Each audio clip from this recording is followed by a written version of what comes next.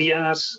Mi nombre es Efrén Feliu, responsable del equipo de adaptación al cambio climático de Tecnalia, en el que llevamos trabajando en cuestiones relacionadas con sostenibilidad y resiliencia en la ordenación del territorio y el urbanismo desde hace más de 15 años, y hoy estaré moderando y conduciendo este webinar sobre requerimientos de análisis de riesgo climático y adaptación al cambio climático en el planeamiento urbanístico derivado de la Ley de Cambio Climático y la modificación de la Ley del Suelo.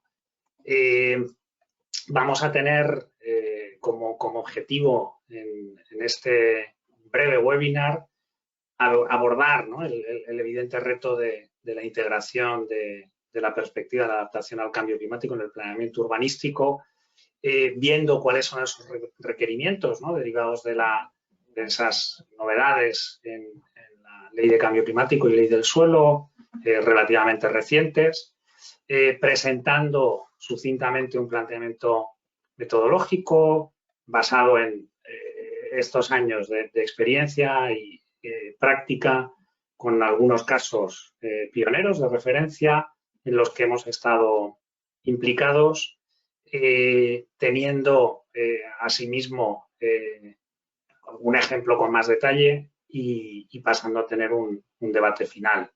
En el programa en el que podamos, bueno, interactuar, responder preguntas y también tener un pequeño debate coloquio entre las personas que van a intervenir en el webinar, que son, por una parte, Patricia Clet, que es del equipo de cambio climático de la Oficina Española, del equipo de adaptación al cambio climático de la Oficina Española de Cambio Climático; Gemma García, investigador senior del equipo de adaptación al cambio climático en Tecnalia; Susana Ruiz, responsable de la Oficina del Plan General del Ayuntamiento de Bilbao; y Joaquín Farinos, presidente de Fundicot, de la Fundación Interprofesional de Ordenación del Territorio.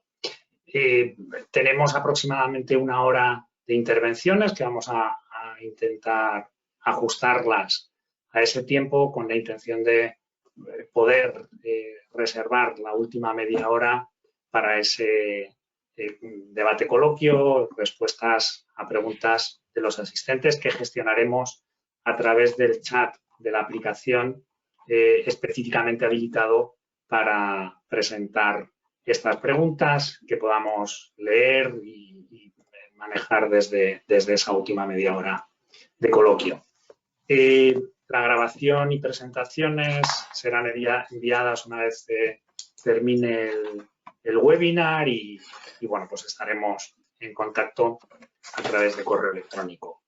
Sin mayor dilación, doy paso a Patricia Clet para que pueda hacernos esa presentación del estado de la cuestión, el marco legal y también de planificación de la adaptación desde la Oficina Española de Cambio Climático. Gracias, Patricia.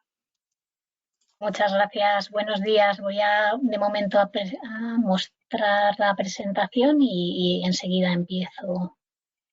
Vale, cuando se vea en modo presentación, si me lo podéis confirmar, pues estupendo. Se está viendo ahora en modo presentación. Vale, perfecto. Pues muchas gracias, Efrén. Como ha dicho, yo voy a hacer un breve recorrido por el marco normativo de la planificación urbana frente al cambio climático, y lo primero que quiero hacer es dar unos pequeños datos para que entendamos las razones de la importancia de atender al cambio climático en el ámbito urbano y poner en valor este tipo de iniciativas y toda la acción climática que, como ha dicho Efrén, ya mucha gente viene trabajando durante muchos años, pero en lo que queda también mucho que recorrer. Las áreas urbanas a nivel mundial reúnen el 55% de la población, y está previsto que hasta el 68% de la población se concentre en las zonas urbanas para 2030. Y desde el punto de vista del clima, son los principales contribuyentes al cambio climático, tanto a través de las emisiones directas, a través, por ejemplo, de motores de combustión, pero también a través del uso de la electricidad como emisiones indirectas de gases de efecto invernadero. En España la situación es más extrema. El 80% de la situación española se concentra en las áreas urbanas, que es solamente un 20% del territorio. Pero es que además el 50% de la población se concentra en las zonas costeras, es decir, que es un 8,8% de la superficie total. La acción en clima es necesaria y es imprescindible en el ámbito urbano, no solo por el tema de reducir los gases de efecto invernadero por su contribución al cambio climático, sino por la concentración de impactos que se da en el ámbito urbano. La calidad de vida en las ciudades, la provisión de servicios como transporte, agua, energía, salud, se ve comprometida por efectos del cambio climático. Y cualquier propuesta de ocupación y distribución en el territorio, que es de lo que hablamos aquí en el ámbito urbano, distribución de usos, de actividades, equipamientos sociales, actividades económicas, servicios, todo esto debe tener en consideración las características actuales y futuras del clima. Y solo de esta forma conseguiremos que tanto la estructura urbana como el metabolismo urbano estén adaptados a las condiciones cambiantes del clima. Si me centro ya en el marco normativo, no quería dejar de traer esta ley que es de 2013. O sea, en realidad quiero que entendamos que no deberíamos partir de cero. No estamos, entre comillas, inventando nada nuevo, porque esta ley de evaluación ambiental ya contemplaba que los planes y programas y por tanto, muchos instrumentos de urbanismo deberían contemplar el cambio climático y a través de la evaluación ambiental estratégica. Pero ¿qué pasa? Que las administraciones y los planificadores no hemos entendido bien hasta hace muy poco qué era eso de implementar el cambio climático en estos procedimientos y ni siquiera entendíamos bien qué era eso de la adaptación al cambio climático. Nos centrábamos mucho más en la mitigación y por eso es tan importante esa aprobación de la Ley 7/2021 que ha cambiado a través de su disposición final cuarta la ley del suelo. Ahora comentaré en qué términos ha cambiado esta ley.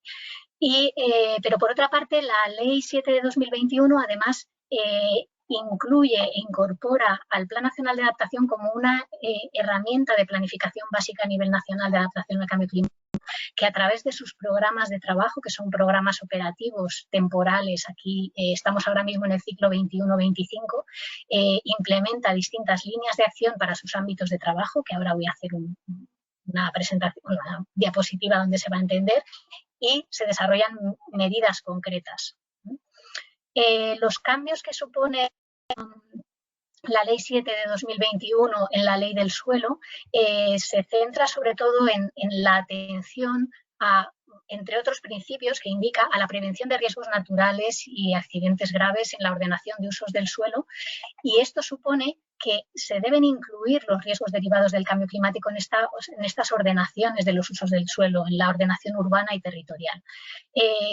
Hace una lista de los principales riesgos: embates marinos, inundaciones costeras y ascenso del nivel del mar, eventos meteorológicos extremos, mortalidad y morbilidad derivados de altas temperaturas, pérdida de ecosistemas y biodiversidad, riesgo de incendios. Y este listado es importante traducirlo en cosas concretas, porque para que no se convierta otra vez en una lista de la compra que hay que cumplir y chequear si hemos tenido en cuenta un riesgo o no, sino que tenemos que ser muy conscientes de que el aumento del nivel del mar, el oleaje extremo, están suponiendo la inundación de calles, edificios, colapso de redes de transporte, colapso de redes de infraestructuras sanitarias. Los fenómenos extremos están suponiendo también en ocasiones la pérdida de calidad en los recursos hídricos y pueden conllevar la pérdida de salud de la ciudadanía y de sus ecosistemas, por poner un par de ejemplos. Estos riesgos se concretan en cosas que están pasando ya en el ámbito urbano, que, como digo, concentra gran parte de estos impactos derivados del cambio climático para la población. Centrándome un momentito en el Plan Nacional de Adaptación, como decía, es un plan muy ambicioso que tiene 18 ámbitos de trabajo.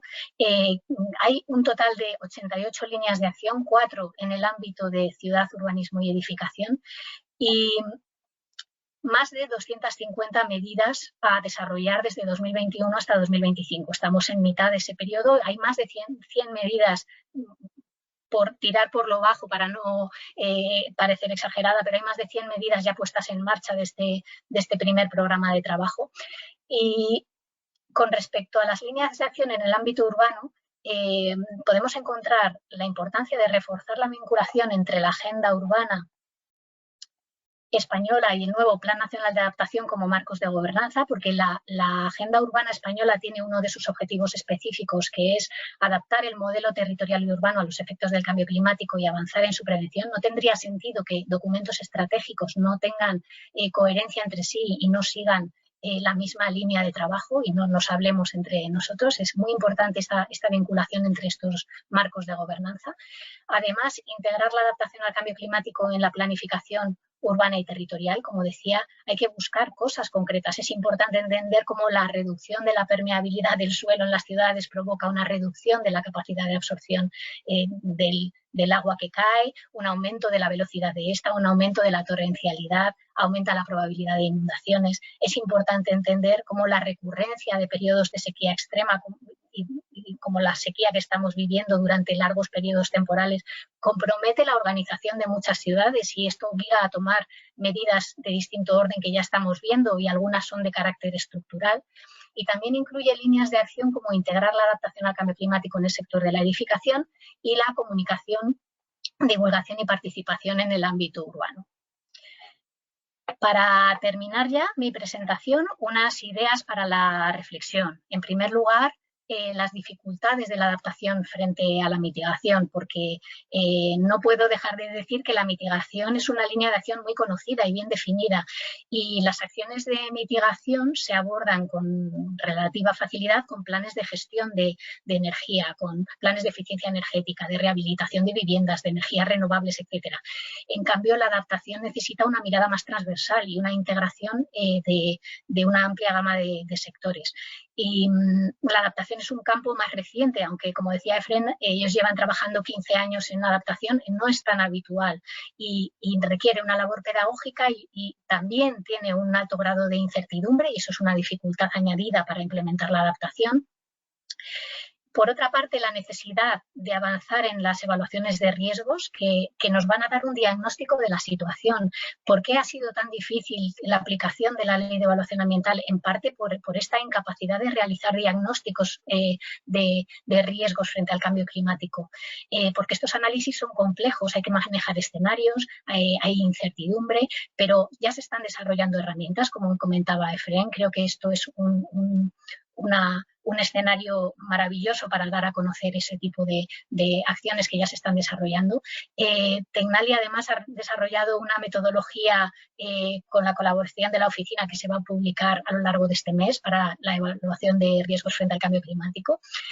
Muchos países de la Unión Europea también están avanzando en este sentido. Los informes del IPCC, Climate Adapt con su herramienta, con la herramienta de la Agencia Europea de Medio Ambiente también ha avanzado en este sentido. Es decir, hay cosas que podemos ya utilizar para hacer estos análisis de riesgos.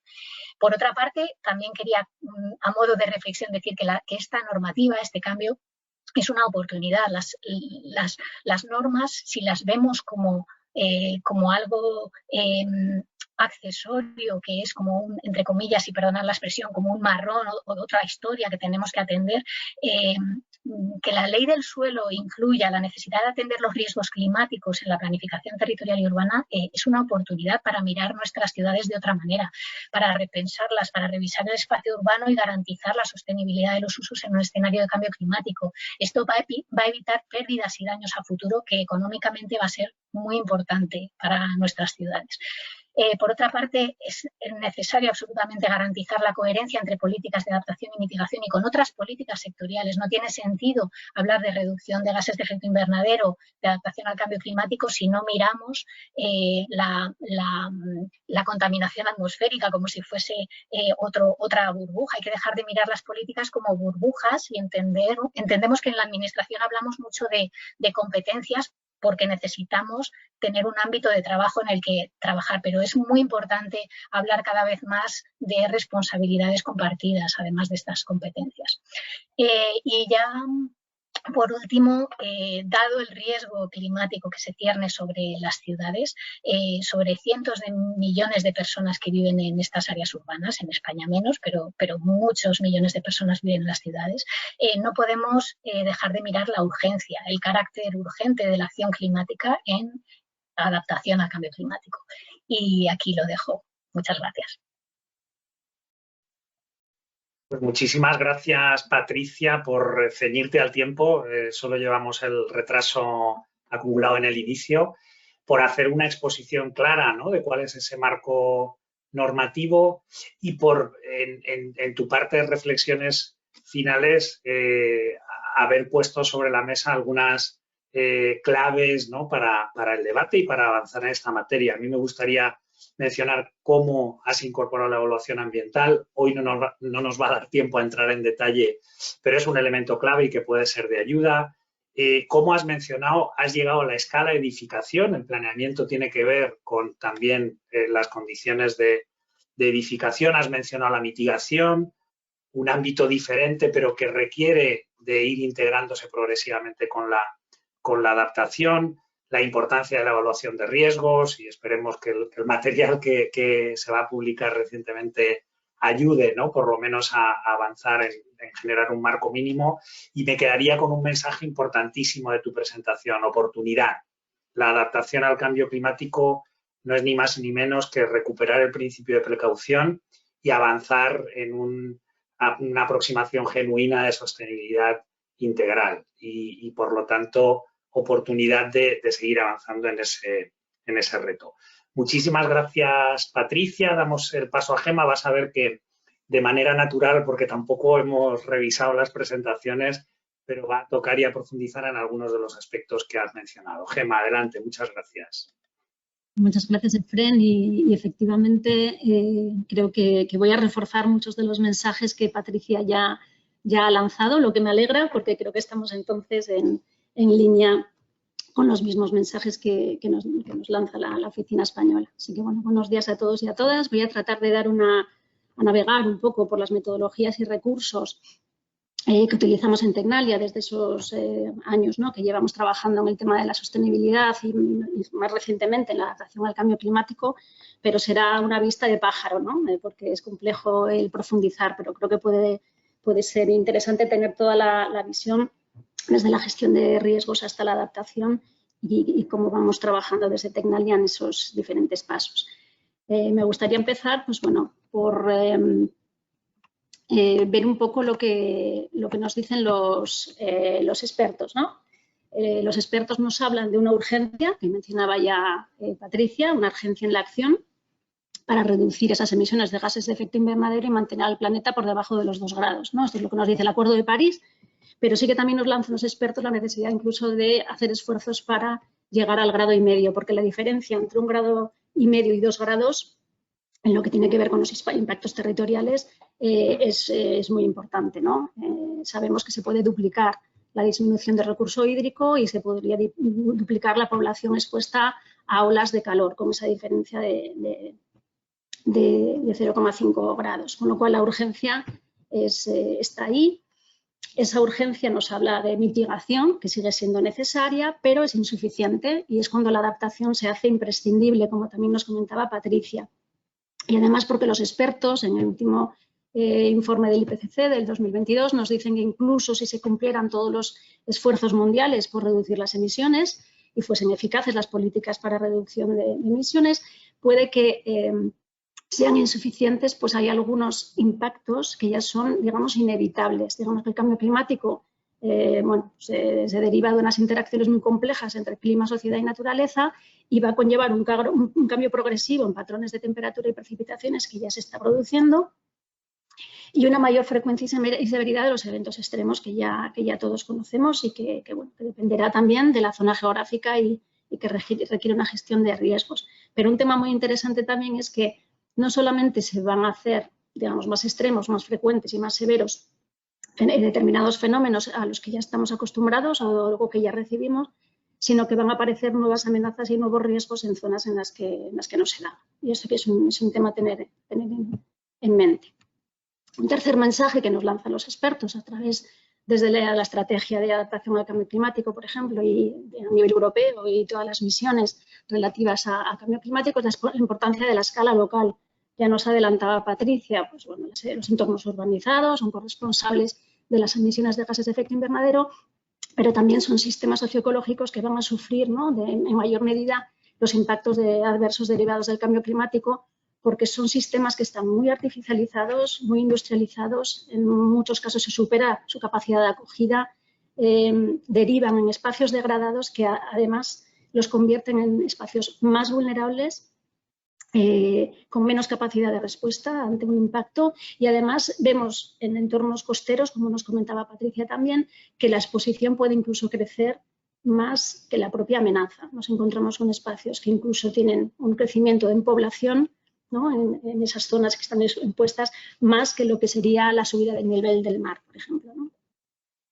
Aquí es donde la ordenación del territorio y el planeamiento urbanístico como disciplinas y como políticas públicas son determinantes.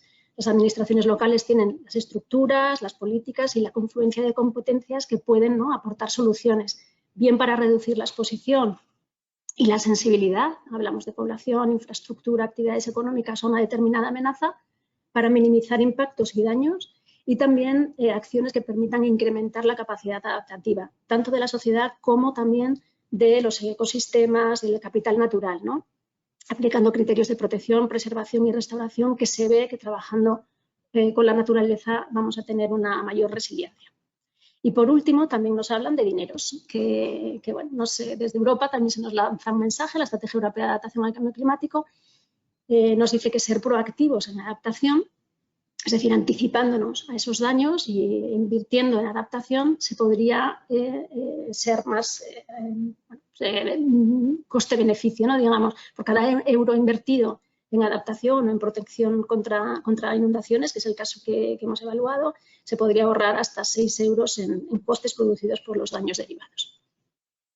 ¿Cómo se evalúa la vulnerabilidad y el riesgo? Entramos ahora un poco en la parte más metodológica. Bueno, nosotros nos basamos en nuestros trabajos sobre todo en el enfoque del IPCC, tanto del quinto informe de evaluación del 2014 como el actual, en el que hay una convergencia, o parece que hay una convergencia entre la vulnerabilidad y los riesgos, ¿no? Hacen una apuesta en la que el riesgo se entiende como una función entre la amenaza, digamos, los cambios en los parámetros de precipitaciones, temperatura, el cambio del clima, digamos, la exposición, o sea, cómo se traduce eso a impactos territoriales o sobre la sociedad, y luego la vulnerabilidad, que serían las características de aquello que está expuesto, ¿no?, las características tanto en sensibilidad, cuáles son las características de lo que está expuesto que lo hace más propenso a recibir impactos o a ser impactado, a ser dañado, así como la capacidad adaptativa, cuáles son las características que le permiten recuperarse, superar determinados daños o ser más resiliente, que es lo que encontramos en la literatura. Y el riesgo entonces se entendería como una probabilidad entre la amenaza por la consecuencia de esas amenazas que se entiende como exposición y vulnerabilidad. Estos son los componentes del riesgo con los que nosotros trabajamos en nuestra apuesta metodológica que os voy a mostrar a continuación. Os voy a mostrar un poco la lógica de nuestro trabajo, ¿vale? Nosotros empezamos trabajando, o nuestro equipo tiene pues, bueno, capacidades para interpretar escenarios de cambio climático, ¿no?, lo que llamamos la amenaza. Pues trabajamos con escenarios de emisión de gases de efecto invernadero, con escenarios socioeconómicos, que serían los que proyectan a finales de siglo cómo se comportaría el clima o cómo se comportan los modelos climáticos cuando les introducimos determinados cambios socioeconómicos ligados a emisiones, con lo cual nos darán los famosos RCPs, o ahora mismo se llamarían SSPs, en los que nos dicen un poco cómo se comportaría el clima futuro dependiendo de cómo sería nuestro desarrollo socioeconómico y el tipo de emisiones asociadas a ese desarrollo.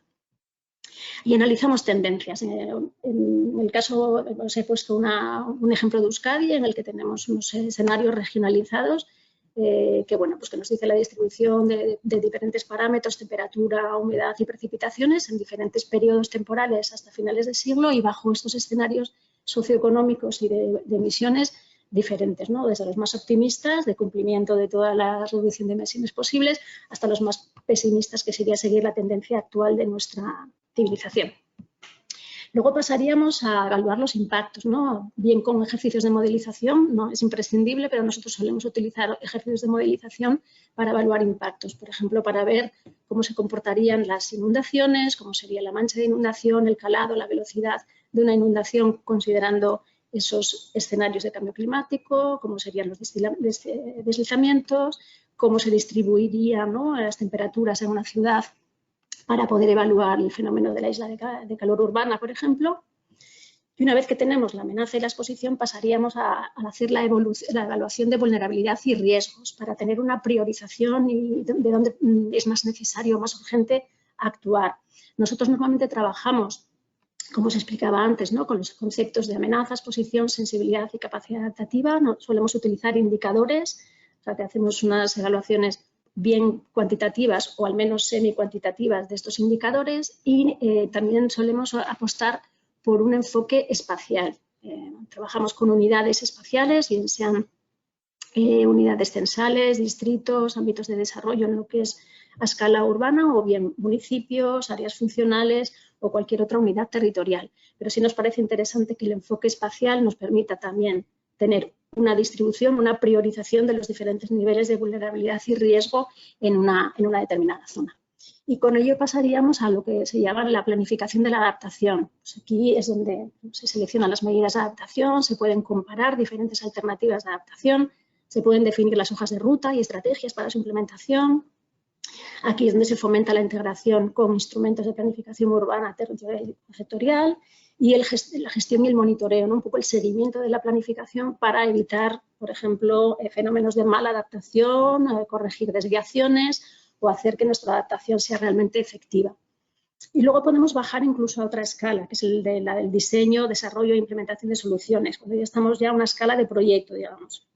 Aquí es donde se seleccionan los materiales, los productos, los criterios más de diseño, son proyectos ya de ingeniería o de construcción, se puede utilizar software para hacer gemelos digitales, para modelizar, y también una parte importante sería la legislación o los modelos de negocio que permitirían la implementación de estas soluciones. En este último punto es donde quizás en el momento del proyecto de ingeniería o de construcción es donde nos encontramos en Tecnalia más lejos, con lo cual tenemos, trabajamos con equipos de ingeniería o con equipos de diseño para la implementación de determinadas soluciones. Lo que os he enseñado es digamos, lo que sería el mundo ideal, ¿no?, el poder disponer de los recursos para llevar a cabo todo este análisis que os he mostrado. Pero también se pueden realizar ejercicios de vulnerabilidad y riesgo de forma cualitativa, no tiene por qué ser cuantitativa ni con modelización. Se pueden aplicar perspectivas sectoriales en lugar de espaciales, pues analizar la vulnerabilidad y riesgo del sector energético frente al sector primario en lugar de hacer una distribución espacial. Se puede hablar de evaluaciones integradas, con lo cual hablamos de la vulnerabilidad de todo un área, o podemos trabajar con cadenas de impacto, que es algo que nosotros solemos aplicar. En esas cadenas de impacto lo que hablamos es de relacionar amenazas con posibles receptores. Y ejemplos pueden ser olas de calor sobre la salud humana, inundaciones sobre medio construido o estrés térmico sobre medio natural. En todo caso, el enfoque que le queramos dar a estos análisis de vulnerabilidad y riesgo siempre dependerá de la disponibilidad de información, de los recursos, de la urgencia, un poco pues, del perfil del municipio o de la unidad administrativa que esté enfrentándose al reto de la adaptación en ese momento. Os quería mostrar algunos factores clave del riesgo climático que al final son los factores determinantes que se han utilizado para otras amenazas de inundación sin cambio climático. Quiero decir, cuando hablamos de determinantes en amenaza de inundación, pues hablamos de hidrología, de manchas de inundación, de calado, de velocidad, de trabajar con redes de saneamiento, con coeficientes de permeabilidad y vegetación. Cuando hablamos de temperatura, pues hablamos de vientos dominantes, de cañones de ventilación, de soleamiento, de albedo, de vegetación. Con otras amenazas, como son los deslizamientos o los incendios, pues trabajamos con modelos del terreno, ¿no?, pendientes, geología, orientación. Y al final todos estos determinantes de estas amenazas que os he mencionado son aquellos que se utilizan para la evaluación de riesgos naturales, digamos que al uso. Factores determinantes de vulnerabilidad y riesgo cuando hablamos de cambio climático son esos cambios en los usos del suelo, la situación y las características de las infraestructuras expuestas, las características de la población y de las actividades económicas que va a cambiar en un futuro con un clima cambiante. Entonces, la gestión de riesgos, me gustaría simplemente una pincelada de, bueno, tenemos que ser capaces de incorporar la perspectiva del efecto de cambio climático, quizás en metodologías de riesgo ya existentes, por ejemplo, en la generación de los mapas de riesgo de inundación, ¿cómo se puede hacer, ¿no? pues hay como dos posibilidades, ¿no? O se realiza una modelización hidrológica con datos de escenarios de cambio climático, o sea, introduciendo patrones de información sobre precipitación proyectada a futuro con cambio climático, o bien se podría analizar la vulnerabilidad en las diferentes manchas de inundación y modificar o bien la probabilidad de ocurrencia, o sea, reduciéndola, o bien incrementando los periodos de retorno. Por ejemplo, nosotros hemos trabajado asimilando periodos de retorno de 500 años actual a periodos de retorno de 100, teniendo en cuenta un escenario de cambio climático a futuro. Ojo, un poco importante lo que os había comentado anteriormente, la consideración de nuevos riesgos climáticos derivados del cambio climático, ¿no? Es un poco el no trabajar en el business as usual que dicen los británicos, sino tener la mente abierta para decir, bueno, que pueden darse otros nuevos riesgos. Y entrando un poco en el marco para la adaptación, pues bueno, ¿cómo nos adaptamos, ¿no? ¿Qué significa adaptarse? Pues la adaptación consiste en un ajuste en sistemas humanos o naturales que permite responder a estímulos climáticos bien actuales o bien previstos para afrontar, evitar o moderar sus impactos. Esto es un poco la definición formal de lo que es la adaptación. Y la adaptación está orientada a reducir, y ya os lo comentaba antes, la exposición o la sensibilidad, minimizar daño e impacto y aumentar la capacidad de respuesta. Esos son los tres objetivos de la adaptación. Os quería mostrar aquí muy brevemente unos enfoques muy básicos que cuando hablamos de adaptación se puede ver desde 3 puntos de vista. Lo que llamamos asimilación, que viene a ser, bueno, aquí os he puesto el ejemplo de subida del nivel del mar. Tenemos una amenaza, sabemos que en determinadas ocasiones en el año, en determinados momentos, vamos a recibir un impacto, lo asimilamos, evacuamos, hacemos un plan de vigilancia, pero bueno, no tenemos más remedio que asimilar el daño. Puede ser incremental, en este caso he puesto una barrera, pero podría ser una solución basada en la naturaleza, pero lo que quiere decir es, bueno, mantengo mis condiciones e intento poner algún tipo de elemento estructural que me evite el daño o minimice ese daño. Y luego hablamos de la transformativa o transformacional, que sería la que ahora está más, digamos, más de moda, o que puede resultarnos más sexy, pero que sí que requiere un esfuerzo profundo y un cambio en el paradigma de cómo se hace la ordenación del territorio y el urbanismo, que sería todo lo que requiere un cambio profundo en el modelo territorial o el modelo de ciudad. Aquí ya no hablamos de asimilar y de proteger, sino que, bueno, pues determinadas zonas tendríamos que pensar en un cambio de uso, de retirarnos de la exposición y tratar que la naturaleza pues siga su curso. Existen diferentes tipos de medidas de adaptación, no voy a profundizar, pero es que me gustaría que entendiésemos que hay unas medidas que podemos llamar estructurales o físicas, que pueden ser las acciones que llamamos grises, de carácter ingenieril o tecnológico, todo lo que tiene que ver con, sobre todo las infraestructuras que se hacen para proteger de subida del nivel del mar, sería una característica de estas acciones grises, o acciones verdes o azules, o las llamadas soluciones basadas en la naturaleza, que utilizan servicios ecosistémicos y sus funciones para la adaptación. Podrían ser humedales costeros, por ejemplo, es uno de los grandes ejemplos, o podrían ser los bosques urbanos o demás. Y luego estarían las medidas no estructurales, que serían las medidas sociales, educacionales, de comportamiento, las informativas y las medidas institucionales, todo lo que tiene que ver con la regulación, la legislación o la financiación, lo que llamamos no estructurales o blandas, y que tienen más enfoque, digamos, político-jurídico y más orientado a tratar de modificar o educar el comportamiento del ciudadano y cambios en la gobernanza. En todo caso, las amenazas y riesgos tienen, casi todas las amenazas y riesgos del cambio climático van a tener una respuesta a partir de una combinación de todas estas medidas.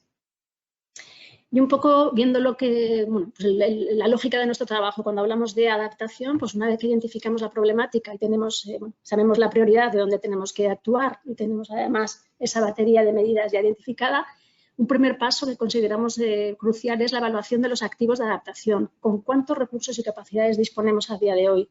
¿Cuál es el capital natural y servicios ecosistémicos y cobeneficios en nuestro territorio? Tener esas aproximaciones de no arrepentimiento, ¿no?, que llamamos las soluciones basadas en la naturaleza. Pues tener una identificación de ese capital natural antes de pensar en otro tipo de medidas de adaptación es clave.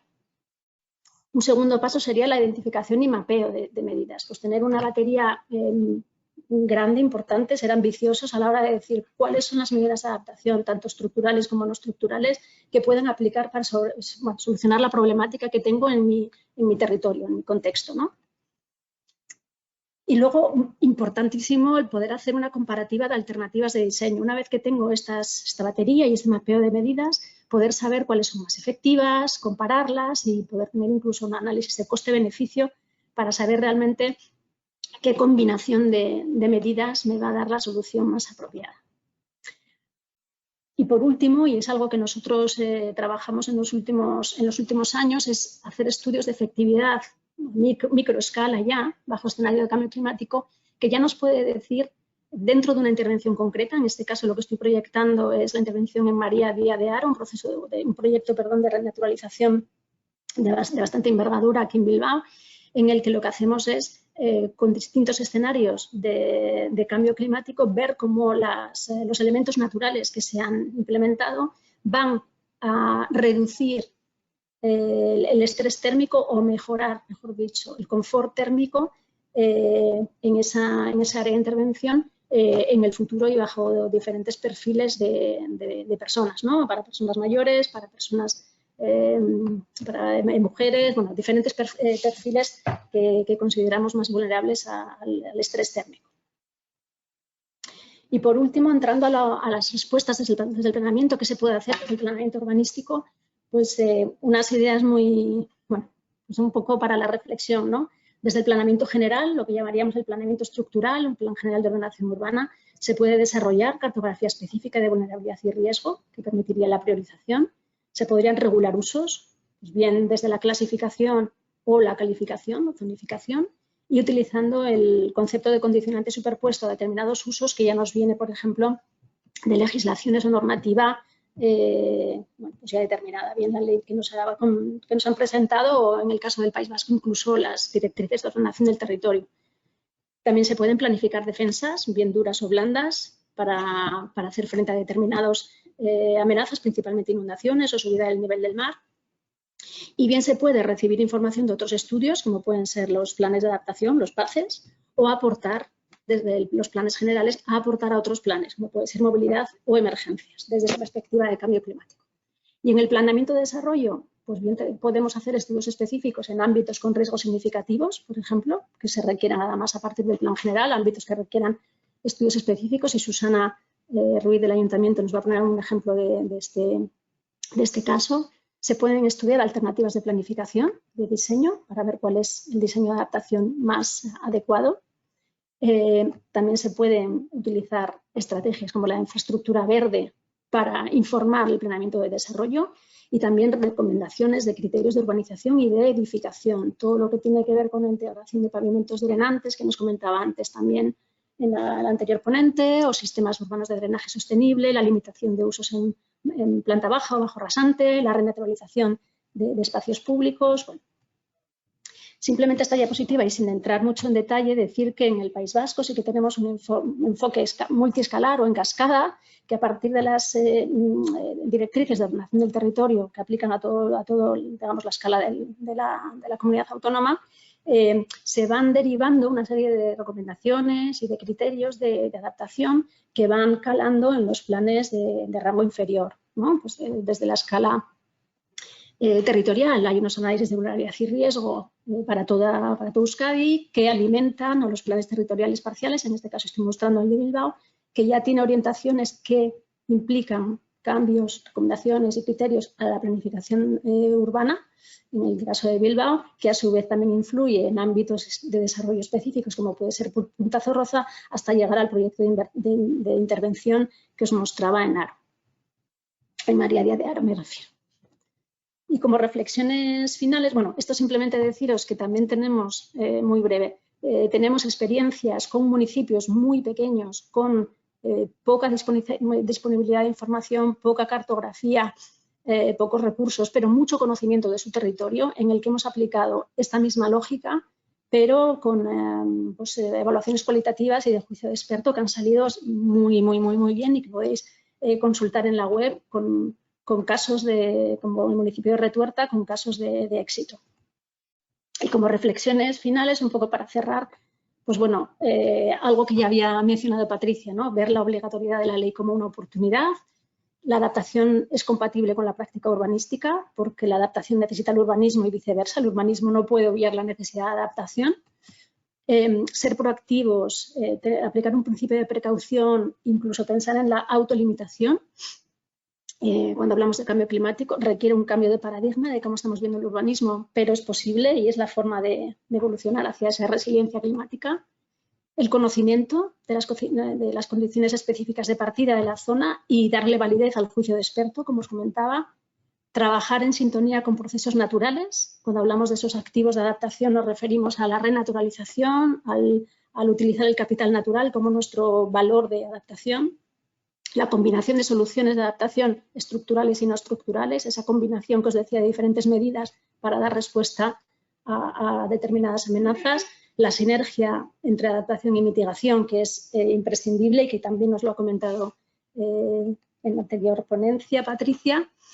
Y hacer uso de los mecanismos y de los instrumentos de los que dispone el urbanismo, ¿no? De la zonificación, la planificación de infraestructuras y equipamientos, de los criterios de urbanización y de edificación, de los propios proyectos de urbanización que pueden ser más ágiles, explotar el potencial de las ordenanzas para integrar esos criterios de adaptación y dotar de flexibilidad con potenciales actuaciones y requisitos y criterios específicos. La posibilidad de trabajar con recomendaciones, pero también con contenido determinante. Es algo desde Tecnalia también estamos como apostando por decir, bueno, quizás hay que dar el salto a ese contenido determinante. La planificación participativa, porque sin consenso y hay acuerdos voluntarios posiblemente sea inviable algunas de las necesarios cambios que se tienen que dar en ese nuevo paradigma. Y el apoyo y participación de todas las instancias administrativas competentes. Pues trabajar con el apoyo de otros municipios, de una relación con la región, con la comunidad autónoma y en determinados casos como en la costa, con una complejidad que se da con toda la gobernanza que aplica en esas zonas. Y con esto acabo, simplemente os he dejado, no voy a navegar, pero bueno, simplemente os he dejado algunos de los recursos con los que hemos trabajado en los últimos años y que esperamos sean de utilidad. Pues muchas gracias y me desconecto. Perdonad si me he pasado de tiempo. Gracias. Muchas gracias, Gemma. No, vamos puntuales con 10 minutos de retraso. Puntuales.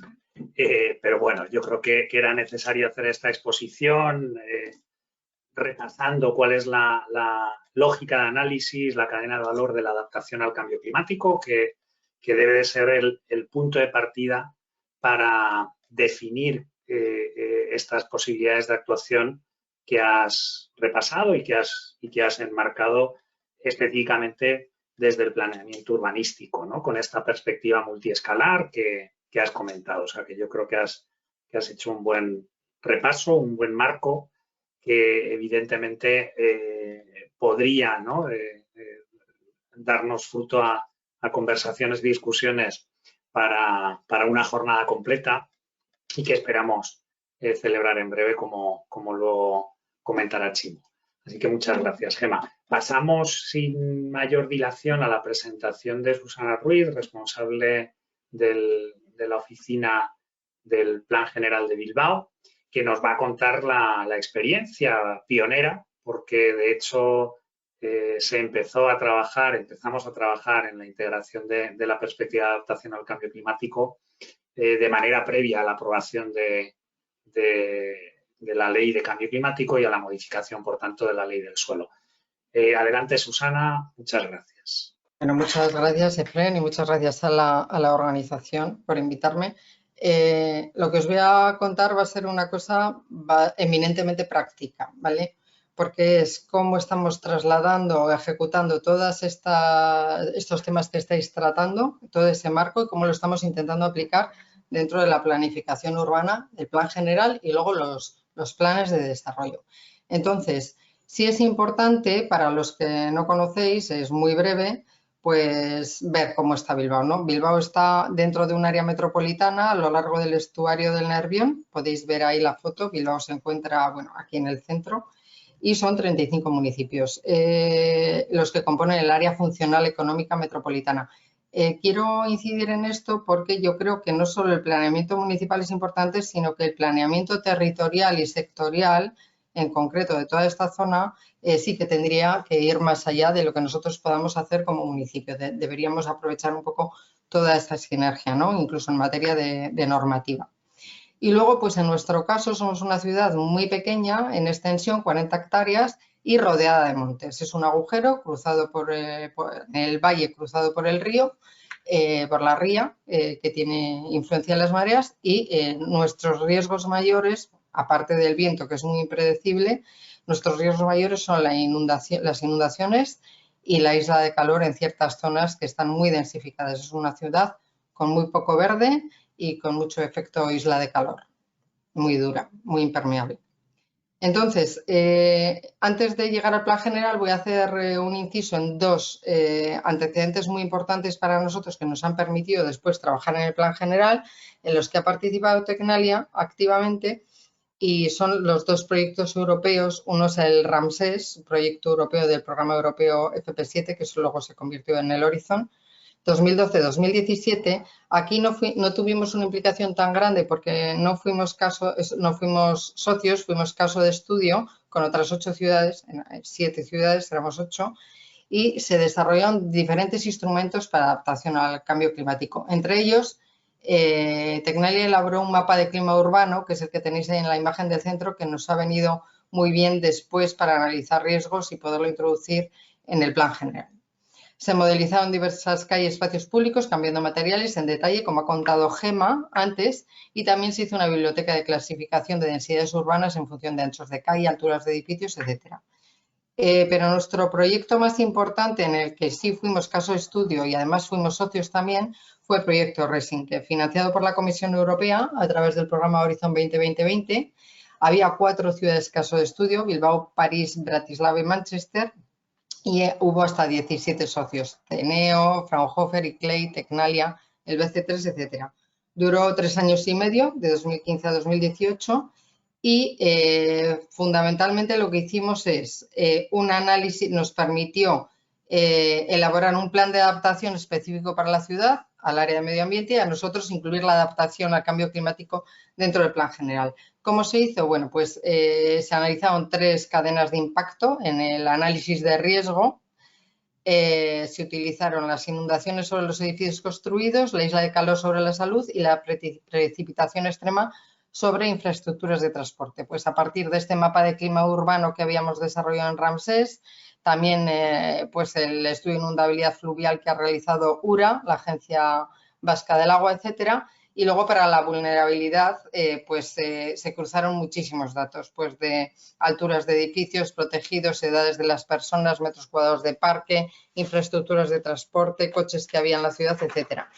Bien, a partir de ahí ya aparece el análisis de riesgos, que nos ha permitido tenerlo en cuenta a la hora de, en el plan general, decidir en qué zonas había que hacer especial inciso y pedirles ciertos estudios, ¿no?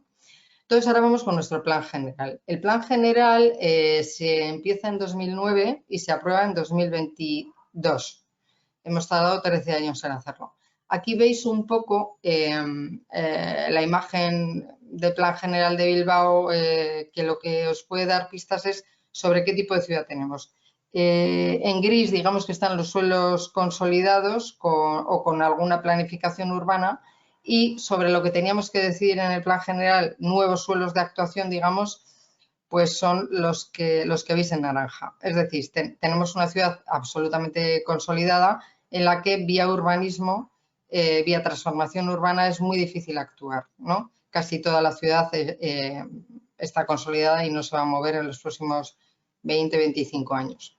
O sea que aquí digamos que urbanismo es importante, pero los proyectos que hace obras con las peatonalizaciones de calles, introducción de la jardinería, etcétera, pues de cara a la introducción del verde urbano, por ejemplo, quizás tiene más peso que lo que pueda tener urbanismo. Entonces, ¿qué hemos hecho nosotros desde el plan general? Pues hemos hecho, digamos que 5 cosas. La primera, coordinarnos con el PMUS, con el Plan de Movilidad Urbana Sostenible, de modo que Hemos tratado de impulsar la red de transporte público, coordinándonos en los nodos de intermodalidad, el tren de alta velocidad que va a llegar, etcétera. Y también hemos definido una red básica de vías estructurante y propiciar, bueno, el PEMUS ha propiciado las zonas de 30 y las zonas peatonales, de modo que esto se ha transformado en sistemas generales en el plan general que luego van a dar lugar a que a la hora de tomar decisiones sobre peatonalizar, etcétera, pues se tengan un arma o unos estudios claros sobre cuál sería la dirección que tendrían que tomar este tipo de actuaciones. En segundo lugar, las medidas hidráulicas. Aquí tenemos un plano de inundabilidad, de los riesgos de inundabilidad de Ura, y también tenemos las nuevas actuaciones que se plantean que están dibujadas en rojo. Entonces, una de las actuaciones más importantes que se ha hecho hidráulicas es la apertura del canal de Deusto. Ahí veis la foto del antes y del después con la apertura de ese canal dentro del proyecto del Plan Especial de Zorrozaurre de Zaha Hadid. Y luego también hay un estudio de alternativas del Ministerio entonces de Medio Ambiente que no se ha ejecutado, pero sí hemos recogido en el plan general porque está pendiente de pues, que haya financiación para hacerlo, que es un par de túneles de 12,20 metros de diámetro cada uno que van desde ese punto de abajo que está en La Peña, casi en el borde del municipio, hasta Olaviaga, que es arriba al norte, y estos actúan como de aliviaderos de desagüe de toda la zona de la ría que pues es muy difícil que tengamos solución para ella, que es el Casco Viejo. El Casco Viejo y toda la zona del Campo Volantín son inundables ahora mismo y como es una ciudad muy consolidada, pues no tenemos medios para actuar sobre esa inundación. Entonces, este sería uno de las actuaciones más importantes que está recogida en el plan general. También se han introducido recomendaciones de urbanización y edificación, algunas de las cuales pues ya se están implantando, como es esta actuación que se ha hecho hace poco en los bordes de la ría, que incluye soluciones basadas en la naturaleza, como podéis ver. Un tanque de tormentas, que es ese tubo grande que veis ahí abajo en la sección, bueno, distintos niveles con vegetación para que se pueda inundar y la barrera de vegetación absorber la inundación, etcétera. Otra de las cosas importantes en suelo no urbanizable que hemos hecho es desclasificar suelo. Aquí esto ha sido bastante polémico. Aquí había unos suelos que no se habían desarrollado con el plan anterior. Eran suelos urbanizables, además en baja densidad, y lo que hemos hecho es desclasificarlos y dejarlos como no urbanizable. Este es el anillo verde, también en no urbanizable, que es un recorrido de 31-32 kilómetros casi, que da la vuelta a todo Bilbao, está habilitado, es gran recorrido, GR. Y lo que hemos hecho ha sido integrar suelos dentro del plan general para poderlos obtener como sistemas generales para completar ese anillo. Los del anillo verde los veis en verde claro y los que hemos incorporado para expropiar y obtener el plan general son los que están en verde oscuro, pues dando conectividad a ciertas zonas del anillo verde que no la tenían. Y luego, respecto al suelo urbano, lo que hemos hecho es analizar los grandes parques urbanos que necesitamos. Los grandes parques urbanos llamamos aquellos que tienen más de 3,5 hectáreas. Entonces, la cobertura deseable es que estén a menos de 700 metros de cada vivienda. Entonces, hemos puesto ahí unos puntos en los grandes parques urbanos con radios de 700 metros y las zonas que veis en negro son las que quedan sin servir, digamos, por esa cobertura. Y lo que hemos hecho es, en el plan general, proyectar nuevos parques urbanos en esas operaciones grandes o en otras que teníamos previstas, pues hemos obligado a que haya parques urbanos de más de 3,5 hectáreas y así los hemos diseñado en el plan general. Hemos hecho lo mismo con los parques de proximidad, que son entre 3,100 metros cuadrados y 3,5 hectáreas. Son plazas ajardinadas, más del 50% de su superficie tiene que ser verde permeable. Y lo ideal es que estén a menos de 300 metros de distancia de cada casa. Hemos hecho la misma operación y aquí sí que tenemos problemas porque hay muchas zonas que se quedan sin cobertura. Entonces, lo que hemos hecho es, en la medida de lo posible, trasladar la obligatoriedad de obtener esos espacios en las operaciones rojas, que son las de desarrollo que tenemos, y si no es posible, justificar su imposibilidad. No podemos llegar a todo porque, por ejemplo, ahí en el centro, en ese círculo rojo que veis central, no tenemos ninguna operación urbanística, por tanto, no vamos a poder obtener este tipo de zonas.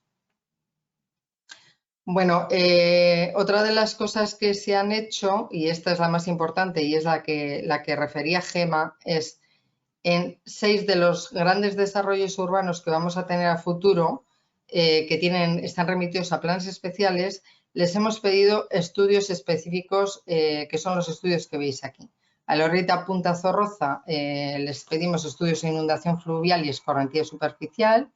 A la ampliación de la Universidad de Deusto y el nuevo desarrollo de Peñascal, escorrentía superficial, y a la estación de Abando y al desvío del viaducto de Recalde, pues estudios de confort térmico para el diseño de todos los espacios públicos que van a aparecer como consecuencia de esas operaciones.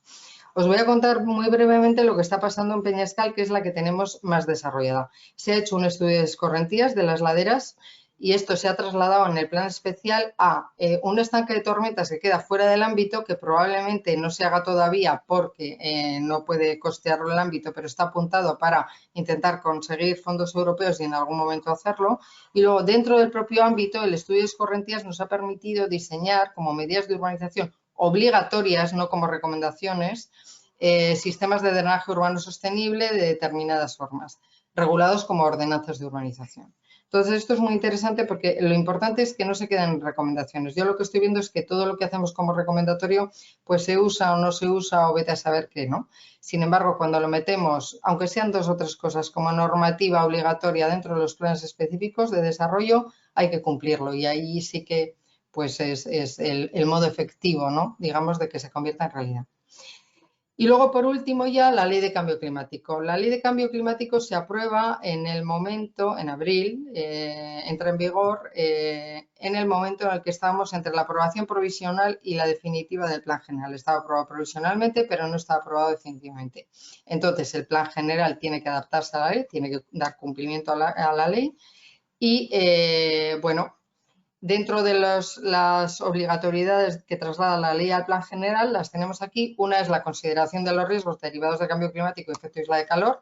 Esto lo hemos apoyado en ese análisis de riesgo que teníamos hecho en RESI. La integración de medidas para propiciar la adaptación al cambio climático es lo que os acabo de comentar con todas las medidas anteriores. Luego, la adecuación de las instrucciones de cálculo y diseño de edificación y las infraestructuras de transporte. Bueno, aquí el plan general, como no nos daba tiempo, lo que hace es un mandato a formular ordenanzas de edificación y de urbanización que incluyan todas estas medidas. Entonces, es algo que tenemos pendiente y está puesto como parte de las ordenanzas que se van a desarrollar, además hay otras también, en cumplimiento del plan general. Y por último, el plano de zonas de sensibilidad y exclusión a las nuevas instalaciones de energía renovable que dice la Ley de Cambio Climático en su artículo 21 es este plano que hemos hecho aquí. Este plano lo redactamos, está aprobado definitivamente dentro del plan general y está remitido al Ministerio de Transición Ecológica y Reto Demográfico para que hagan la cartografía de todo el país. Y aquí tenemos una serie de criterios con los que hemos hecho este plano, que son suelos no urbanizables, fundamentalmente configuran corredores ecológicos que apunta el PTP de Bilbao Metropolitano. En el PTP ya se insinuaban esos corredores, entonces los hemos incluido aquí. Y luego pues están incluidas la mayor parte de zonas rurales de protección especial que tienen valores forestales, etcétera, en el municipio. Las zonas de sensibilidad son esas manchas azules grandes que veis tanto al norte como al sur, que es el suelo no urbanizable con todos los montes que nos rodean. Y por último, quiero hacer un pequeño inciso porque lo que se nos está viniendo ahora encima es el PTS de energías renovables que ha aprobado inicialmente el Gobierno vasco.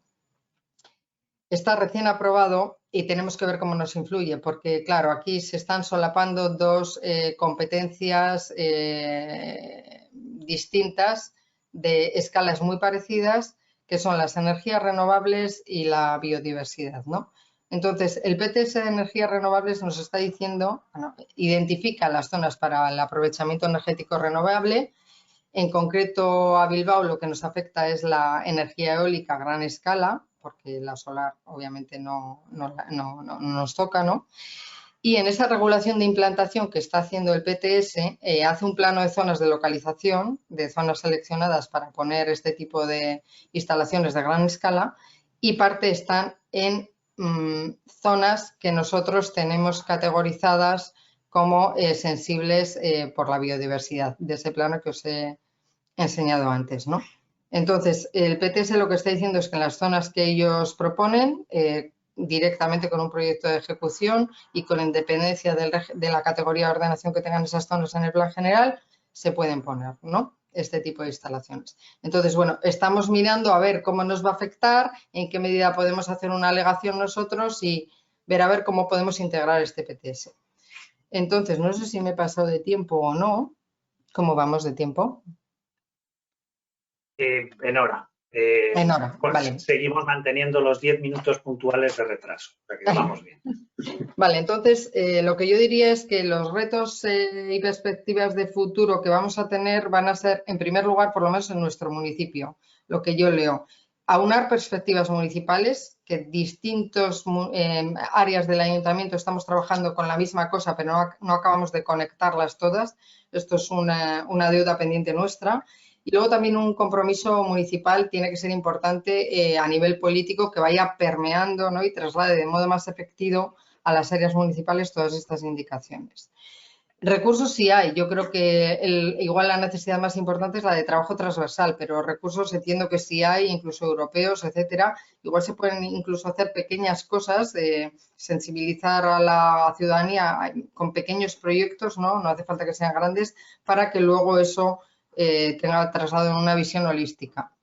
Y lo que sí a mí me parece que es fundamental como respuesta supramunicipal es tener una normativa común. Una normativa común, supramunicipal. Por eso esto de la cartografía municipal, no sé si tendría que estar guiada por una perspectiva más global que he dicho antes de PTS, normativa sectorial para todo el área metropolitana, etcétera, porque la experiencia que tenemos es que si nos recomiendan cosas, pues unos las hacemos de una manera, otros de otra, ¿no? Entonces, necesitamos normativa, necesitamos legislación, incluso la ley de cambio climático.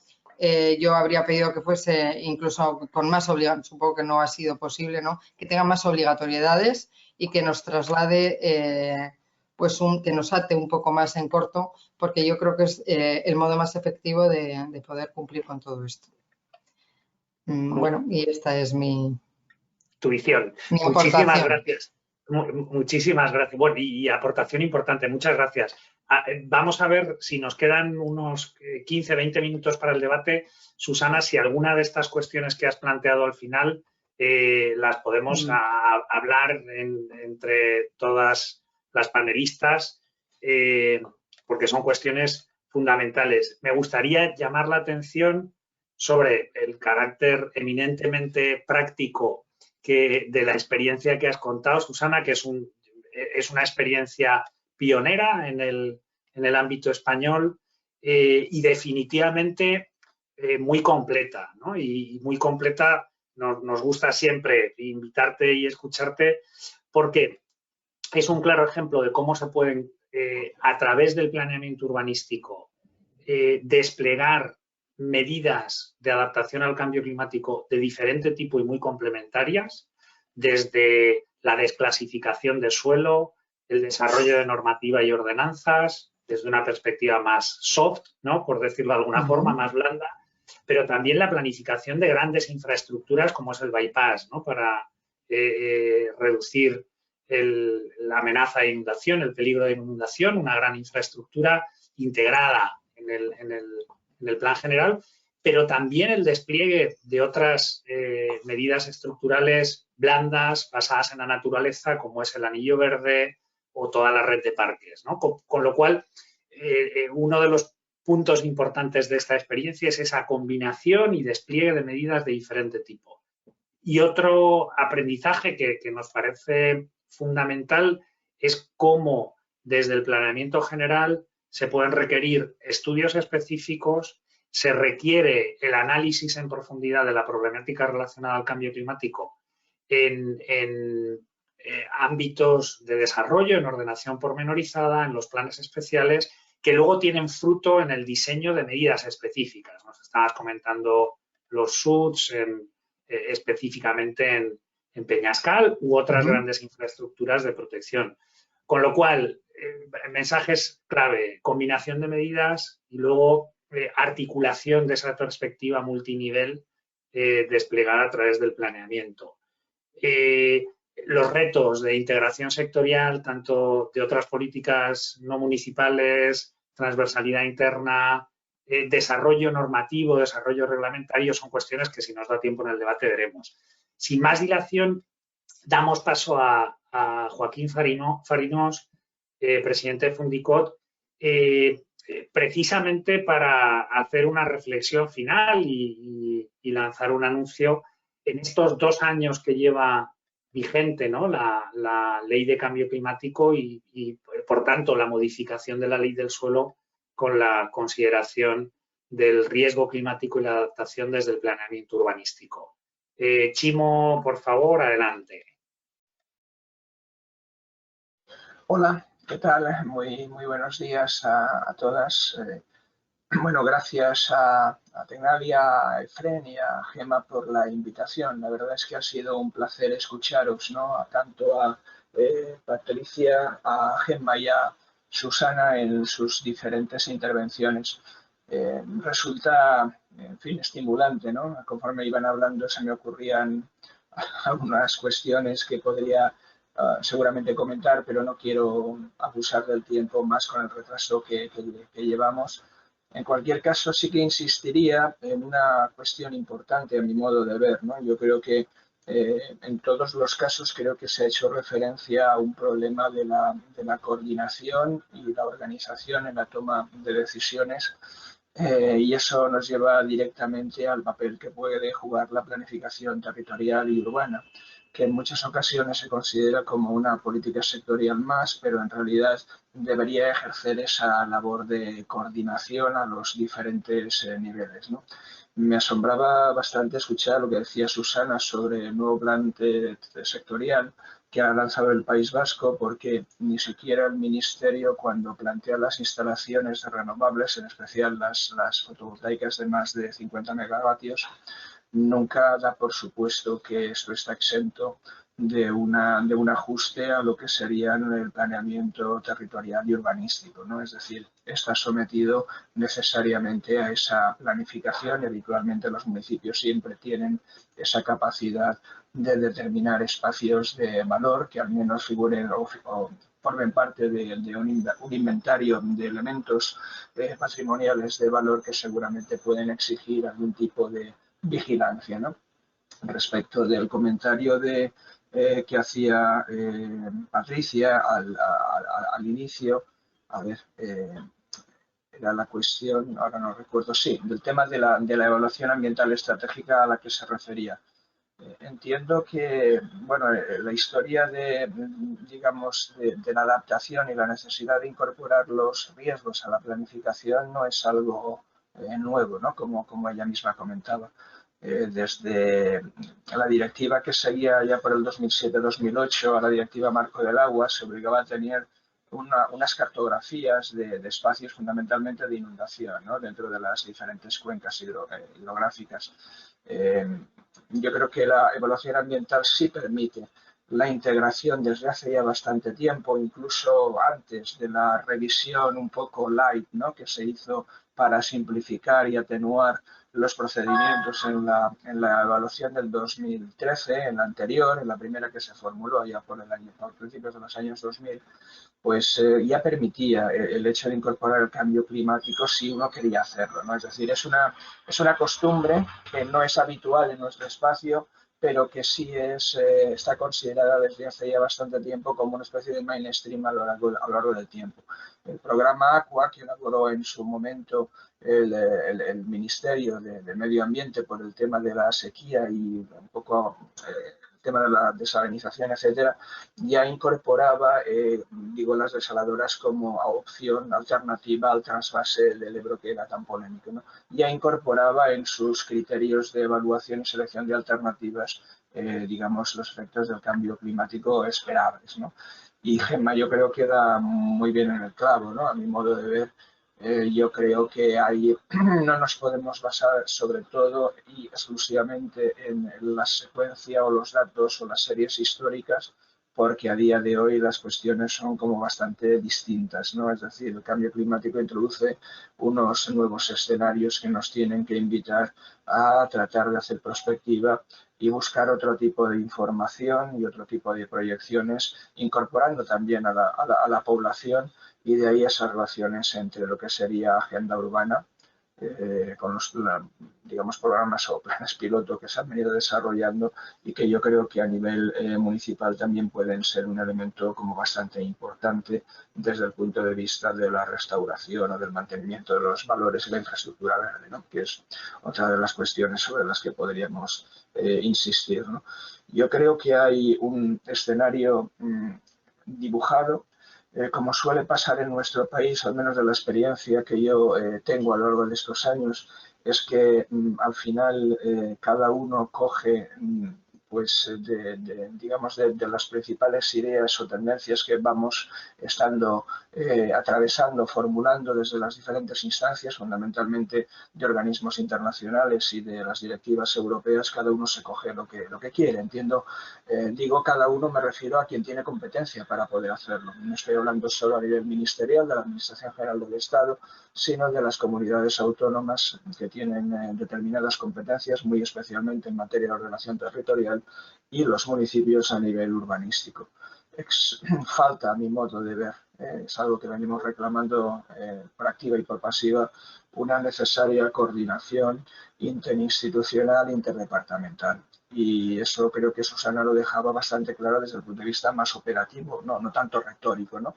Y era música para los oídos hablar aquello de que necesitamos una especie de planificación metropolitana y de consideración de conjunto, ¿no? Porque si no, las cosas no se pueden entender en espacios como el de Bilbao, como en muchas otras áreas metropolitanas. Todo esto en realidad está definido y está, digamos, bien documentado. El problema es cómo podemos llevarlo a la práctica y cómo podemos seguir progresando, ¿no? En este sentido, y voy a compartir, tenemos organizada justamente una de las, a ver, creo que se ve lo que sería el cartel de las jornadas. Vemos la pantalla, sí, Chimo. Muy bien, gracias. Bueno, tenemos planteada para este próximo día 6 de julio, un jueves de julio, una jornada sobre la innovación en la ordenación territorial y el planeamiento urbanístico para la resiliencia climática. Es decir, cómo se incorpora todo este elemento, ¿no? Los riesgos, ¿no? El tema de cómo podemos atenuar esa vulnerabilidad, ¿no? Revisando esa planificación de usos del suelo, porque de acuerdo con esa función polinómica que nos mostraba Gemma, si tú, digamos, reduces o dejas fuera los elementos que son vulnerables, pues el riesgo acaba reducido a cero si no hay nada que sea vulnerable, ¿no? Y en eso la planificación, digamos, de usos del suelo y las actividades o las instalaciones o los mecanismos de adaptación que se puedan ir generando seguramente nos van a permitir reducir, ¿no? el nivel de riesgo, ¿no? Entonces, con esta tesitura y para ver un poco exactamente dónde estamos, qué podemos aprender, qué podemos intercambiar, porque esto de aprender de los mejores o también de los problemas que la gente tiene cuando lleva esto a la práctica, creo que digamos, este mecanismo de transferencia, ¿no? de conocimiento, de inteligencia territorial y de práctica es lo que pretenderíamos abordar en una jornada como esta, que es de día completo. Como veis, empezaríamos pues por la mañana pues con una primera... el formato suele ser el de mesas redondas sobre una serie de cuestiones, ¿no? Desde el análisis de la ley, ¿no? Y la implicación en el planeamiento territorial urbanístico y digamos, los avances a nivel metodológico que esto ha podido suponer, con representación tanto del equipo de Tecnalia como de los ministerios o de la Oficina Española de Cambio Climático. Una segunda cuestión donde ya veríamos cuáles son las experiencias a lo mejor que se han ido desarrollando a nivel de comunidades autónomas por parte de las administraciones, en este caso las direcciones generales competentes, con una representación de diferentes comunidades autónomas, desde la vasca, catalana, valenciana, etcétera, para terminar en la tarde, la sesión de la tarde, con con dos mesas más, ¿no? Una de ellas nos trasladaría a la escala local, ¿no? Es decir, fundamentalmente, qué es lo que se está haciendo desde el punto de vista de la planificación habitualmente en los municipios, con detalles y problemas bastante más específicos. No sé yo, nos veremos cómo vamos a usar aquí en Valencia, ¿no? Pero no sé yo hasta qué punto esto de escribirlo todo en las normas puede ser posible, ¿no? Es decir, que la regulación siempre sea en sentido cerrado o duro, ¿no? Tengo mis dudas, aunque eso lo podremos discutir. Creo que es imprescindible fijar unos mínimos, ¿no? Es decir, a lo cual uno no puede renunciar, porque técnicamente, ¿no? Desde el punto de vista de la expertise, independientemente de lo que política, social o populistamente se quiera hacer, son límites que no se pueden traspasar. Otra cuestión distinta sería exactamente cuál es la decisión final en la forma de poder plantear las oportunidades, ¿no? Y en este sentido me da, ¿no? Es decir, la experiencia y sobre todo si hacemos análisis comparado, probablemente, ¿no? Es decir, cuando la gente se pone a trabajar en esta dirección y tiene la intención de poder hacerlo bien, algunos ejemplos de agendas urbanas, ¿no? A nivel español, en estos planes piloto que puso en marcha el Ministerio, inicialmente sin asignación presupuestaria y habían empezado a trabajar y luego el dinero les vino después, es decir, que eran finalistas, creo que son, como otros, algunos ejemplos que seguramente nos pueden ayudar a avanzar de una forma que nos importe más el espíritu de la letra que no la letra misma, ¿no? Que es lo que a veces nos suele ocurrir, aunque es verdad que necesariamente tiene que tener un carácter vinculante para que esto no quede puramente en entelequia, donde cada uno se lo pueda saltar según la conveniencia, ¿no? Es lo que les está pasando seguramente en Navarra, que la estrategia territorial no tiene carácter vinculante, pero sin embargo algunas de las directrices relacionadas con la materia de energía renovable, pues probablemente sí que tenga que tener una vía, pues decreto en un sentido más formal, ¿no? Bueno, estas cuestiones yo creo que Izaskun las podría también tratar en las jornadas, ¿no? Y finalmente la jornada se cerraría con una mesa un poco de reto a futuro, ¿no? Es decir, realmente de todo lo visto, cuáles son las cuestiones que hay que plantearse de cara al futuro y cómo poder seguir avanzando, considerando todas las limitaciones en el sentido de que tenemos muchas rutinas establecidas, muchos vicios adquiridos y muchas veces una forma de hacer business as usual, decía Gema, de lo cual pues las administraciones y los equipos raramente se quieren sustraer, ¿no? Porque además tenemos bastantes problemas con la renovación de los equipos en las administraciones como para poder contar con el capital suficiente cuando se están jubilando muchas de las personas que llevan muchos años trabajando en eso, ¿no? Que es otra de las cuestiones que yo creo que vale la pena tener en mente y que desde Fundicot y desde la Cátedra de Cultura Territorial que dirijo, pues tratamos de ir pensando y expoliando, ¿no? En este sentido, pues pretendemos obtener una síntesis de resultados que me gustaría que pudiéramos llevar a una de las mesas redondas, ¿no? Que tendremos en el congreso que organizamos en Asturias el 11 CIO, ¿no? Estas jornadas van a ser un primer momento de encuentro que yo creo que continúa abundando en lo que en la jornada de hoy se está planteando y creo que la intención sería tratar de ir añadiendo valor añadido, ¿no? A este tipo de reflexión o de experiencia y de recomendación que pudiera plantearse en un nuevo espacio, ¿no? Que sería no sé si lo veis, creo que no, sí, aquí. Tenemos una mesa redonda para el 26 de octubre, allá en Gijón, sobre los avances en materia de coordinación interadministrativa, esto que hemos hablado de la gobernanza, ¿verdad? Yo creo que es una gran asignatura pendiente, no solo entre los departamentos de un mismo nivel administrativo, sino sobre todo y muy especialmente entre los diferentes niveles de la Administración General del Estado, las comunidades autónomas y entre estas con los municipios, los ayuntamientos, ¿no? Que en algunos casos está mejor resuelto que en otros, ¿no? Creo que aquí hay diferentes, como veis, expertos invitados que tratarán de abordar diferentes cuestiones de esta coordinación, que a mi modo de ver creo que es una asignatura pendiente que me gustaría. Estamos intentando avanzar desde a ver si tenemos. Disculpadme, quería mostraros. Aquí tenéis lo que sería la página web del CIOT, ¿no?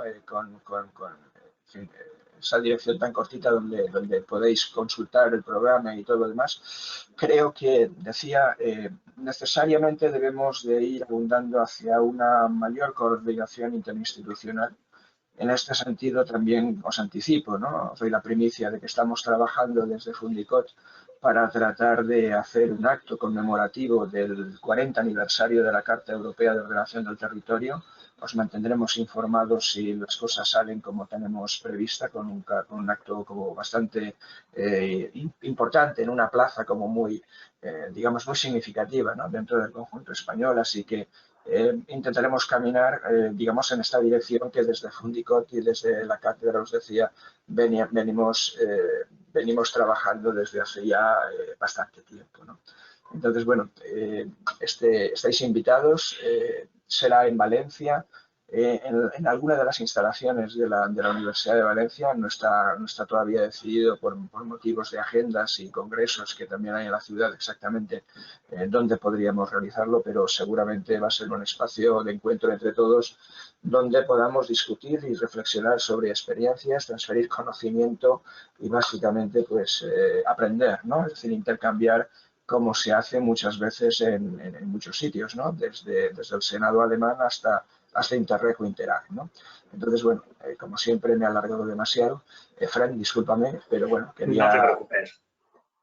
No te preocupes, además has puesto sobre la mesa importantes reflexiones, ¿no? Con respecto al tipo de proyecciones y escenarios. Siempre se ha hecho ordenación del territorio y urbanismo contando con proyecciones y escenarios económicos, de población, y por qué no incorporar, ¿no? También otro tipo de proyecciones que también, como las anteriores, tienen incertidumbre, el equilibrio entre la normativa y el contenido determinante y las recomendaciones. Bueno, muchas cuestiones que esperamos poder debatir con mayor profundidad, tanto en la jornada del 6 de julio en Valencia, intentando hacer revisión, ¿no? De estos 2 años desde la aprobación de la Ley de Cambio Climático, sobre el estado de la cuestión y las perspectivas, y luego, por supuesto, en el CIOT como momento de encuentro fundamental, ¿no? De los profesionales y administraciones en el ámbito.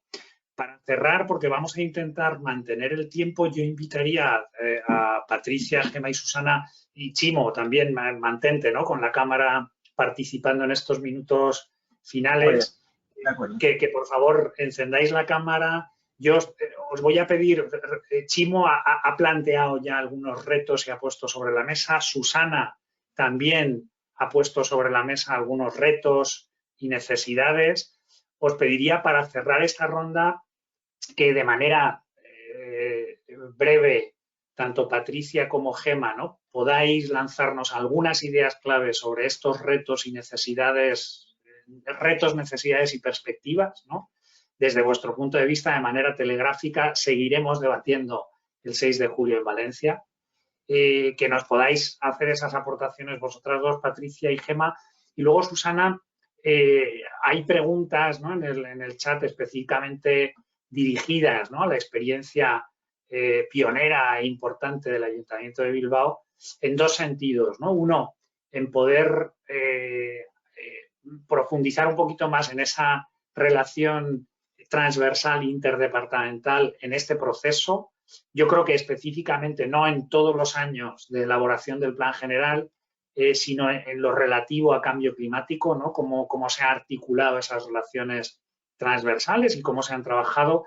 Y luego una segunda pregunta, Susana, también práctica, acerca de cómo se puede conciliar esas potenciales contradicciones, ¿no? entre los PTPs, el planeamiento territorial de escala intermedia, el planeamiento sectorial y el urbanismo, que al final es el que tiene que aplicar de una manera práctica en la ordenación municipal. Entonces, si queréis, Patricia, adelante. Muy bien. Lo primero, quiero dar las gracias por las presentaciones que me han encantado. Susana, especialmente me ha parecido súper práctica y un maravilloso trabajo que yo creo que puede ayudar a mucha gente a a saber por dónde tirar en este sentido. Me ha encantado y has puesto sobre la mesa dificultades que desde la Administración General del Estado también se ven. Esa dificultad de compatibilizar usos y compatibilizar la transición energética con la ordenación territorial es que me parece una clave de la que hay que hablar. O sea, si no hubiese esa fricción y ese debate, es que lo estaríamos haciendo fatal, porque es que es como si a cada uno nos importase un pepino lo que ocurre al lado, ¿sabes? Entonces, nosotros desde la oficina, lógicamente, la transición energética es uno de nuestros pilares, pero también cuando informamos sobre las evaluaciones de impacto, no dejamos nunca de decir la importancia de atender a la capacidad adaptativa del territorio como uno de los bienes que se pueden ver afectados por esta transición energética. Entonces, pues eso quería comentar. Luego también me parece importantísima la necesidad de flexibilizar los sistemas, porque muchas veces nos toca pensar después de que las cosas se estén ejecutando y haciendo. Y esa forma de hacer las cosas hoy, que a lo mejor antes, pues primero venía la planificación de forma ideal, después venía el hacer de forma ideal, pues es una dificultad añadida, porque tenemos que repensar las cosas que ya están hechas y que ya se están haciendo. Y nada, pues lo único que me surgen ahora mismo son dificultades, pero me parece muy interesante abrir debates y estar donde, pues eso, donde la gente piensa y se plantea cosas para mejorar. De todas formas, planteas dos retos importantes: integración sectorial y flexibilización, el cambio de paradigma, ¿no? La aproximación de hojas de ruta flexibles. También desde el planeamiento urbanístico, de hecho, esa llamada que hacemos, ¿no?, al poder de las ordenanzas, ¿no?, como quizás un mecanismo que permita flexibilizar, ¿no?, instrumentos relativamente rígidos como son la ordenación del territorio y el planeamiento. Gemma, ¿algunas reflexiones finales antes de pasar a las respuestas de Susana, de interpelaciones directas a Susana? Agradecer también, ¿no?, las ponencias, porque siempre son inspiradoras y siempre salen cosas de las que te hacen pensar, así que gracias a todas.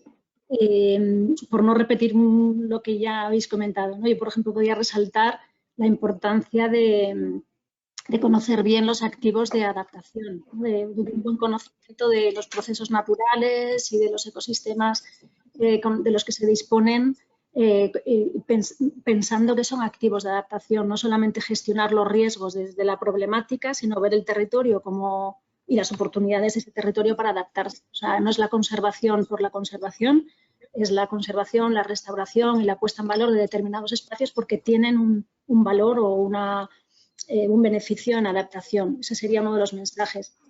Esto pasa por todos los procesos de renaturalización que están ahora en marcha, ¿no?, en apostar por la renaturalización como activo de adaptación. Y otro mensaje que va un poco en línea también con lo que habéis comentado, ¿no?, pero es el establecer esas sinergias entre adaptación y mitigación. Creo que hasta hace unos años, han ido demasiado en paralelo, además con un empuje, un peso importante, recursos y demás, metodológicos incluso, a la mitigación. La adaptación se ha quedado un poquito atrás, pero ahora también está cogiendo velocidad, pero aún no hay una convergencia real entre ambas. Y yo creo que encontrar esas sinergias puede ser también una forma de trabajar a futuro. Y lo dejo aquí. Muchas gracias, Gemma. También cuestiones importantes que espero que debatamos el día 6. Susana, de manera muy rápida, proceso interno, transversal y conciliación de los diferentes instrumentos desde una perspectiva multiescalar. Estás silenciada, Susana.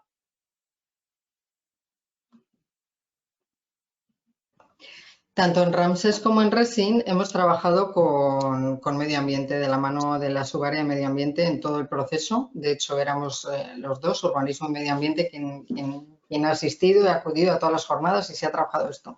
Y ya habéis visto que tenía una doble versión, o sea, ha servido para hacer el plan general, la adaptación, y también para el plan de adaptación que ha hecho medio ambiente.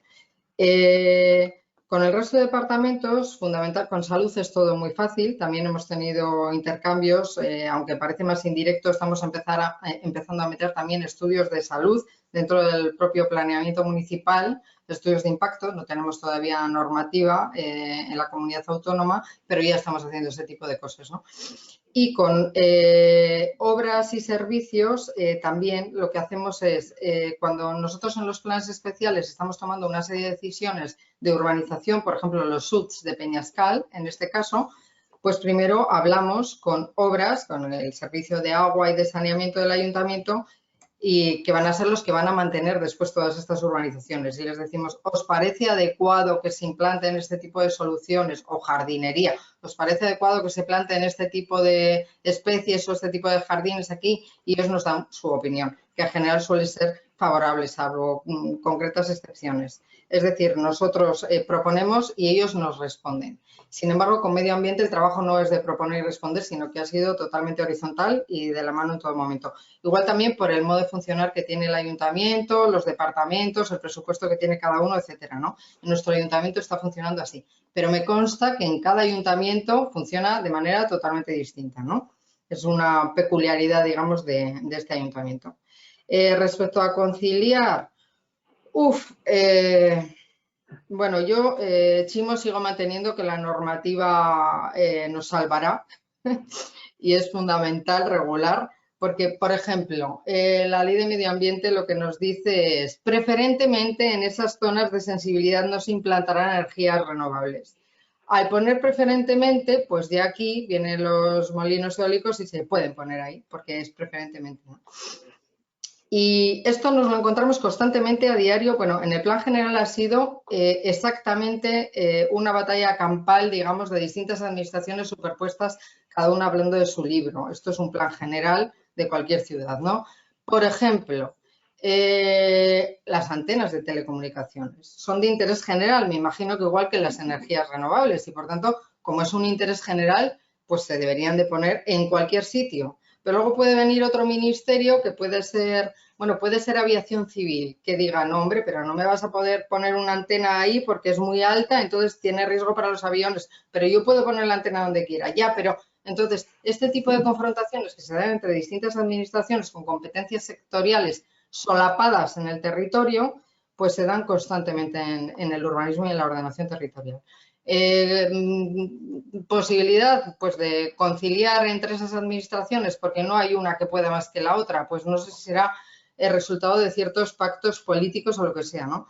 En nuestro caso, yo creo que para nosotros, desde el punto de vista del urbanismo, de la ordenación territorial, es fundamental que nos acoten y nos, igual por el tipo de sistema que tenemos urbanístico francés heredero de normativizar todo mucho, es importante la normativa, porque creo que cuando no hay normativa y lo dejamos todo al buen hacer, pues puede ser que haya gente que tenga mucho interés y lo haga muy bien y políticamente haya mucho compromiso y se haga, o puede que no haya ningún compromiso político y no se haga nada, o los técnicos no tengan la formación suficiente, etcétera. Por eso, a mí por lo menos, yo creo que la normativa obligatoria, de obligatorio cumplimiento, nos ayuda mucho.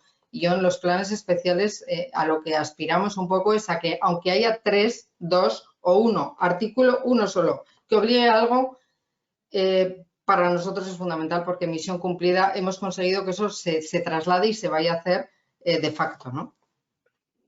Y luego lo que dices de las jubilaciones, yo lo veo como una grandísima oportunidad, porque así que hay una sensibilización a nivel europeo y muchísimos recursos económicos. Yo creo que los principales recursos que van a venir en esta materia de cambio climático van a ser recursos humanos, ¿no? Son nuevas generaciones con otra mentalidad y con otra formación que igual cuando yo estudié arquitectura en su época, pues este tema, vamos, lo pasábamos, pero de puntillas y casi ni existía, ¿no? Yo creo que las nuevas generaciones nos van a dar la oportunidad de enfocar de otra manera, ¿no? Entonces, en ese sentido lo veo como una gran oportunidad. Muchísimas gracias, Susana. Estamos ya 5 minutos sobre la hora prevista de finalización. Yo creo que tenemos elementos para el debate, que esta recapitulación del estado de la cuestión y perspectivas después de 2 años de la Ley de Cambio Climático, tanto en la Jornada de Valencia del 6 de julio como en el propio CIOT en octubre en Gijón, nos van a permitir seguir profundizando y sentar las bases para seguir avanzando en esta materia de manera importante. Muchísimas gracias por todas las intervenciones. Yo creo que ha sido un seminario web corto, pero muy interesante, y reiterar nuevamente ese agradecimiento a los asistentes. Recibiréis notificaciones por correo electrónico acerca de la disponibilidad de los materiales de la jornada. Muchísimas gracias. Si me permites, Efren, solo quería mensajes telegráficos, ¿no? Un mensaje positivo, ¿no? En el sentido de que tenemos una cierta experiencia que realmente el procedimiento de evaluación ambiental estratégica, que acaba por armonizar o estandarizar, ¿no?, muchos procedimientos a nivel de administraciones, se puede utilizar en esta dirección, ¿no? Discutiré con Susana sobre normas, reglamento e instrumentos, ¿no?, cómo funcionan estas cosas, ¿no? Y después está el tema de, aparte de las conferencias sectoriales, que yo creo que hay que establecer unos mecanismos, ¿no? Yo creo que a partir de aquí, pues creo que tenemos opciones para... No partimos de cero, quiero decir, y no es un árbol de Navidad esto, ¿no? Una nueva pelotita en el árbol de Navidad que parece que sea una cosa muy complicada de hacer. Hemos de conseguir que la gente entienda que con lo que hay o se está haciendo ya se pueden hacer cosas. Sencillamente no quería quitar más tiempo, pero por acabar con este comentario. Gracias. Totalmente de acuerdo, y además un mensaje positivo, reiterar, ¿no?, la oportunidad que supone, y reiterar que profundizar en la resiliencia climática, en la adaptación al cambio climático, no es ni más ni menos que ampliar la ambición de sostenibilidad y de principio de precaución. Muchísimas gracias y nos vemos pronto en Valencia. Un abrazo. Gracias. A todos. Luego. Saludos, hasta luego. Saludos. Chao.